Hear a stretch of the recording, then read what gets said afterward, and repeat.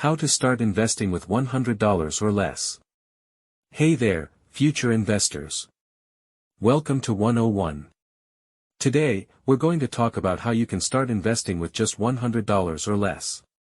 Yep, you heard it right, $100 can be your ticket to financial growth. First things first, you need to choose the right platform. There are several user-friendly apps out there like Robinhood, Acorns, or M1 Finance that allow you to start investing with a small amount of money. Grab your smartphone, download one of these apps, and sign up. It's a quick and easy process. Now, let's talk about where to put that $100. Diversification is key, especially with a limited budget. Consider low-cost index funds or ETFs that give you exposure to a variety of stocks. Once you're on the app, search for these diversified investment options, and invest your $100 wisely.